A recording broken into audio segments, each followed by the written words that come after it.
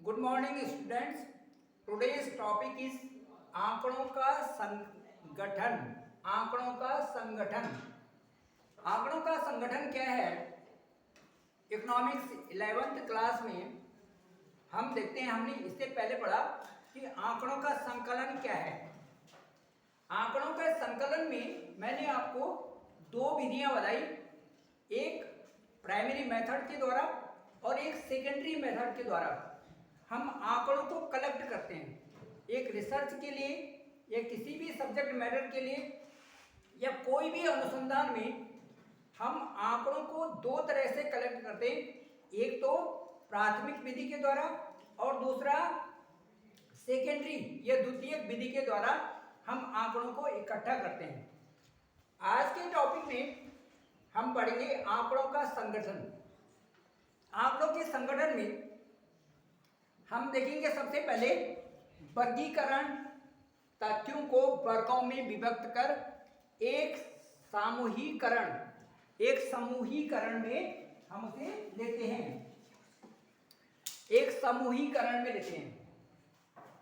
वर्गीकरण, तथ्यों को वर्गों में विभक्त किया जाता है। वर्गों को कैसे? सभी इधर ध्यान देंगे। वर्गों को कैसे? जैसे हमने 0 से 10, 10 से 20, 20 से 30, 30 से 40, 40 से 50 ये वर्ग बना दिए। ठीक है। अब उनमें समूहीकरण में हमने ये वर्ग बना दिए।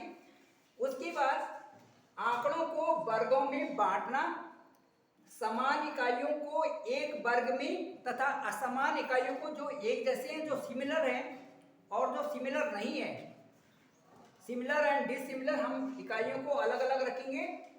उसके बाद वर्गीकरण के जो उद्देश्य हैं वो ये हैं। वर्गीकरण क्यों किया जाता है? क्योंकि उसको एक सरल विधि बनाने के लिए, संक्षिप्त रूप में आंकड़ों को रखने के लिए हम वर्गीकरण के द्वारा यह विधि अपनाते हैं। वर्गीकरण में उन आंकड़ों को रखते हैं। दूसरा, आंकड़ों का एक वैज्ञानिक आधार होता है, इसलिए वर्गीकरण में आंकड़ों को संगठित किया जाता है। ठीक है। इसके दूसरा जो हम देखते हैं कि खंडित या विषम चर क्या होते हैं? ये वो चर होते हैं जिनका की मूल्य पूर्णांक में दिया होता है, पूरा अंक होता है, 2, 4, 8, 6, 8, 10 इस तरह से दिया होता है, न कि उनको फ्रैक्शन में। They are in discrete variables not in fractional. वो एक पूर्ण अंक की तरह होते हैं, न कि एक फ्रैक्शनल की तरह, एक भिन्न की तरह। आंकड़ों के संगठन में ही हम सीरीज देखते हैं। सीरीज, श्रृंखला उन आंकड़ों या आंकड़ों के गुणों को कहते हैं जो किसी तर्कपूर्ण क्रमों के आधार पर एक व्यवस्थित ढंग से दिए जाते हैं। वो एक सीरीज की तरह हम उसको सांख्यिकी में प्रस्तुत करते हैं। अब जो है इसमें हम देखेंगे कि जो आंकड़ों का संगठन है, इसमें जो वर्गीकरण के कुछ मुख्य विशेषताएं हैं, उद्देश्य हैं, वो इस तरह से हैं। नंबर 1, एकत्रित तथ्यों की प्रवृत्ति को स्पष्ट करना। दूसरा, तथ्यों को संक्षिप्त एवं बोधगम्य बनाना। तथ्यों एवं आंकड़ों का विश्लेषण के लिए उपयुक्त बनाना। सामान्यीकरण की प्रक्रिया को संक्षिप्त एवं सरल बनाना और संकलित जो सामग्री की तुलनात्मक अध्ययनों के लिए उपयुक्त करना और घटना के कारण एवं परिणाम के पारस्परिक संबंध को स्पष्ट करना।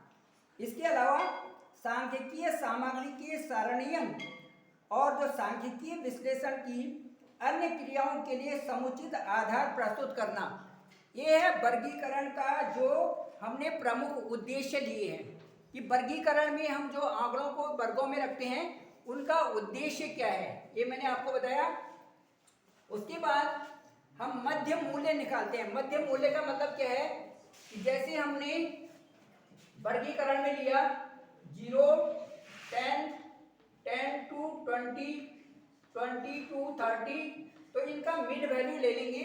तो जो मिड वैल्यू है इसकी 0 to 10 की होगी 5, 10 से 20 की होगी 15 और 20 to 30 होगी यहाँ पे 25, 5, 15 and 25, this is mid value.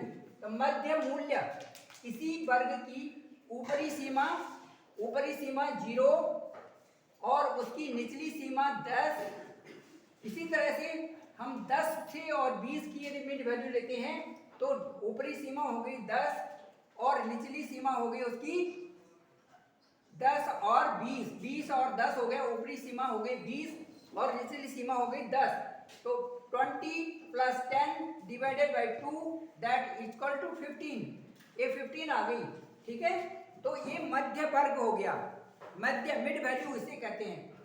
संचयी जो बारंबारता है, संचयी जो क्यूमुलेटिव फ्रीक्वेंसी है, क्यूमुलेटिव जो फ्रीक्वेंसी है CF, एक क्यूमुलेटिव फ्रीक्वेंसी क्या है कि जब हम किसी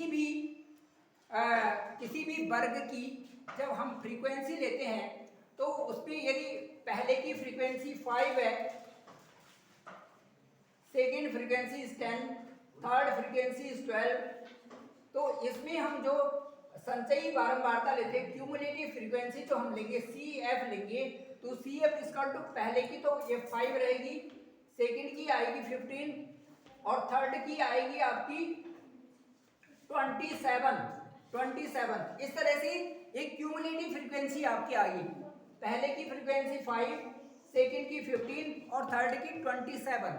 इस तरह से हम ये संचयी बारंबारता, संचयी आवृत्ति उसमें ज्ञात करेंगे। वे आवृत्तियां जिन्हें वर्ग अनुसार अलग अलग न रख करके एक संचयी बारंबारता के रूप में, संचयी रूप में जोड़ करके रखा जाता है, उसे संचयी आवृत्तियां कहते हैं। तो इसमें जो आंकड़ों का संकलन है, इस टॉपिक में आज आपको एक तो वर्गीकरण बताया कि वर्गीकरण क्या है, वर्गीकरण क्या होता है, और दूसरा इसकी क्या विशेषताएं होती हैं, वर्गीकरण के क्या उद्देश्य हैं, और उसके बाद खंडित या विषम चर क्या होते हैं, एक सीरीज क्या है, और उसके बाद मिड वैल्यू कैसे निकालते हैं, और उसके बाद जो है एक जो क्यूमुलेटिव फ्रीक्वेंसी क्या है। ठीक है, तो आप इन सबको अपनी स्टडी में रखेंगे और इनको यदि आप एक बार पढ़ेंगे तो ये आपके दिमाग में बहुत अच्छे तरह से आ जाएगा।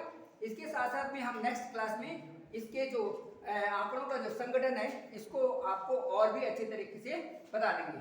Thank you very much.